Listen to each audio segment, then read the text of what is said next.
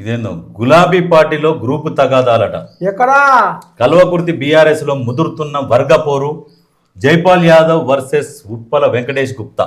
అమ్మో, కార్యకర్తలను పట్టించుకోవడం లేదని ఆరోపణలు. మున్సిపల్ ఎన్నికల వేళ పెరిగిన మాటల యుద్ధం. ఇద్దరికి పడతలేదట. ఈ జైపాల్ యాదవ్ కు ఇంకా పిల్లగాడి పేరు ఉప్పల వెంకటేష్ గుప్తా. కోటల పిల్లగాడా? ఓ అమ్మా, అయితే ఇది మెండిస్తున్నట్టుంది. ఏమనుకుంటున్నారు చదువు?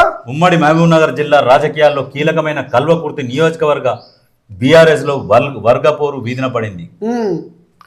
గత అసెంబ్లీ ఎన్నికల్లో ఓటమి తర్వాత పార్టీ పరిస్థితిని చక్కదిద్దాల్సింది పోయి నేతల మధ్య ఆధిపత్య పోరు పెరగడం చర్చనీయాంశంగా మారింది. మాజీ ఎమ్మెల్యే గుర్కా జైపాల్ యాదవ్, మాజీ కార్పొరేషన్ చైర్మన్ ఉప్పల వెంకటేష్ గుప్తా మధ్య పచ్చగడ్డి వేస్తే బగ్గుమనే పరిస్థితులు నెలకొన్నాయి. 2023 ఎన్నికల్లో జైపాల్ యాదవ్ 3వ స్థానానికి పడిపోయిందట.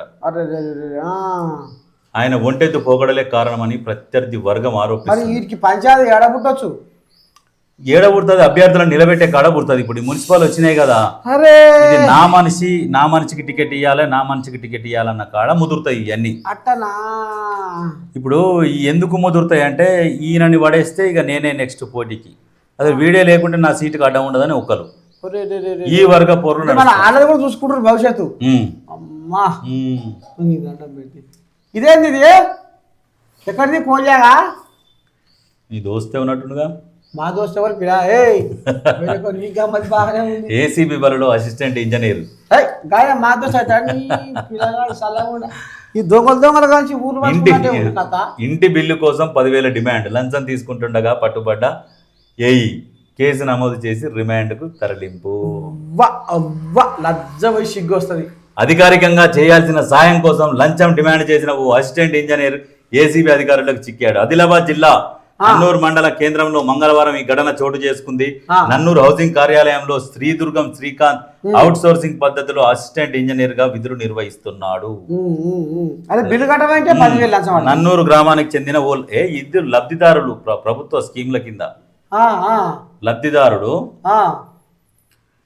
గ్రామానికి చెందిన లబ్ధిదారుడికి ఇందిరమ్మ ఇల్లు మంజూరైంది. ఆ వ్యక్తి నిర్మాణ పనులు ప్రారంభించిండు. పాక్షికంగా పూర్తయిన ఇంటి ఫోటోలను ఆన్లైన్ లో అప్లోడ్ చేసి తదుపరి నిధులు విడుదలయ్యేలా చూడాలని లబ్ధిదారుడు ఏఈని కోరారు. ఈ పని చేసి పెట్టేందుకు ఏఈ రూపాయలు 10,000 లంచం అడిగిందట. అమ్మాయి కరుపు సల్లకుండా గారా, నువ్వు నిండా నూరేళ్ళు బతక, నీ మొత్తా దెబ్బ నిన్ను నీ పీరికం పీకయ్యా. ఇప్పుడు పీరికెళ్ళా గవర్నమెంట్ ఇచ్చిన ఇందిరమ్మ ఇల్లుకు అది షెడ్డో పాటో ఇంత కట్టుకొని ఇచ్చేస్తే అయితే ఆ బిల్లు మంజూరు చేయాలంటే 10,000 అడుగుతారు.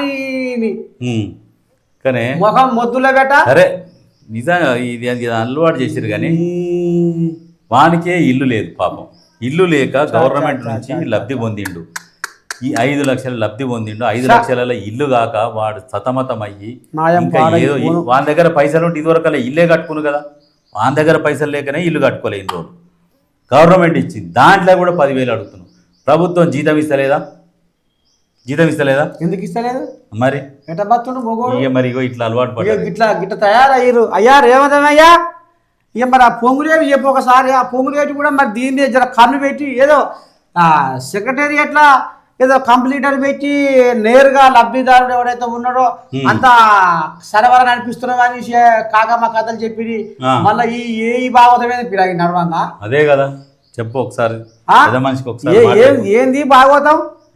ఆడు ఇల్లు లేక ఇడుపు లేక గాలినే గోడగా మేఘాలే మేడగా నేలమ్మ ఒడిలోన గూడేసుకొని బతుకుతున్నా ఇంక ఎన్నేళ్ళు నాకు ఈ కన్నీళ్ళు అని పాపం వాడు వసవస అని రెక్కలు ముక్కలు చేసుకునే బతుకులకు దీని దిక్కుగా ఉండి చేయాల్సిన అధికారులకు భయం లేదంటే ఇక మరి మీరు తరీకన వాళ్ళని పెంచి పోషిస్తున్నట్టుగా అర్థమవుతుంది. 10,000 ఎట్లా అడుగుతాడు? సిగ్గి లజ్జ ఉందా ఆయనకేమన్నా? మరి సర్కారు ఇచ్చిన ఇల్లుకు ఆయన 10,000 ఆయన పసలు ఉంటే ఈ సర్కారు ఇల్లు ఎందుకు, ఇందిరామ ఇల్లు ఎందుకు, ఆయనకి ఈ భాగవతం అంతెందుకు? దీని మీద ఖచ్చితంగా పొంగులేటి దీని మీద చర్య తీసుకోవాలి, కన్ను పెట్టాలి దీని మీద సమర్థవంతంగా. దీని కథ ఏదో బయటికి రావాలి. ఇంకా అంటే ఇట్లా ఎన్నో ఉన్నాయి గొడ్యాడు. అర్థమవుతుంది. ఇప్పుడు వాని మీద చర్య తీసుకుంటానికి కూడా వాడు రెగ్యులర్ ఎంప్లాయీ కాదు కదా. ఎవడైనా ఇంకోటి కూడా సిగ్గు వస్తాడు చేయాలి. ఓకే, నువ్వు అన్నది కూడా కరెక్టే. నేనెవరే ఈయన నాకు కన్సు పాంతలేదు ఎవరి బచ్చిగాడు పవన్ కళ్యాణ్ కొడుకు ఆ పవన్ కళ్యాణ్ కొడుకు వామ్మో పిల్లగాడు పెద్దగా అయ్యిండుగా ఇలాగ కుక్కల గురించి మొత్తుకొని చూడు ఆ, ఆ. ఆమె కొడుకు అమ్మా ఈ ఏం పేరు పిల్లగాడి పేరు అకిరానందన్. అమ్మని దండం పెట్టి కోడిలాగా పెళ్లికి ఎదిగిదిగా ఆ సినిమా హీరోకి వస్తాడేమో మరిగా. అయ్యా ముప్పుకు వచ్చింది కోడిలాగా ఏదో ఏంటంటే ఆ వీడియోలు తొలగించాలి. అకిరానందన్కు ఊరట. సోషల్ మీడియాలో ఫేక్ ప్రచారం ఆపాలి. వెంటనే డీప్ ఫేక్ వీడియోలు ఫోటోలు తొలగించాలని ఢిల్లీ హైకోర్టు ఆదేశాలు. ఏమైంది తమ పర్సనాలిటీ రైట్స్ కాపాడాలని తమ పేరు గొంతు ఫోటో వీడియోలను అనుమతి లేకుండా వాణిజ్య ప్రకటనల కోసం లేదంటే అసభ్యకరంగా ఇదొకటి పంచాది వాడకూడదని సెలబ్రిటీలు వరుసగా కోర్టులను ఆశ్రయిస్తున్నారు. ముఖ్యంగా ఢిల్లీ హైకోర్టును ఆశ్రయిస్తూ మధ్యంతర ఉత్తర్వులు పొందుతున్నారు. ఆ లిస్ట్ లో అమితాబ్ బచ్చన్, అనిల్ కపూర్, జాకీ షరాఫ్, రజనీకాంత్ నుంచి మన తెలుగు హీరోలైన చిరంజీవి, నాగార్జున, పవన్ కళ్యాణ్, మోహన్ బాబు, జూనియర్ ఎన్టీఆర్, మంచు విష్ణు వంటి వారంతా ఉన్నారు. తాజాగా ఈ లిస్ట్ లోకి పవన్ కళ్యాణ్ తనయుడు అకిరానందన్ కూడా చేరారు.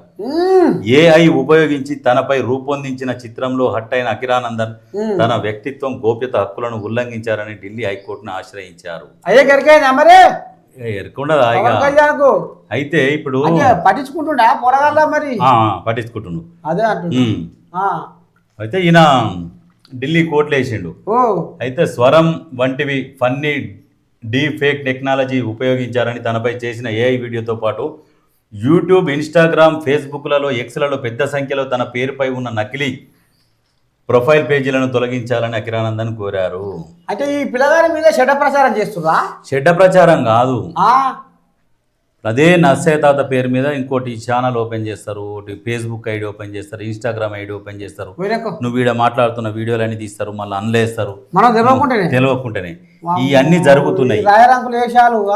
అంటే ఏఐ టెక్నాలజీతోని కూడా ఈయన మాట్లాడుతున్నట్టుగా, ఈయననే వాళ్ళకి ఏదో ప్రమోషన్ చేస్తున్నట్టుగా ఒక వీడియోలు క్రియేట్ చేసి స్ప్రెడ్ చేసుకుంటారు, వ్యాపారం చేసుకుంటారు కొంతమంది. అయితే అవన్నీ ఆపాలి అని చెప్పేసి ఈయన పోయిండు. పోతే ఈయనకు అనుకూలంగా తీర్పు ఇచ్చింది కోర్టు. ఇచ్చిరా? ఇచ్చిరు. సరే.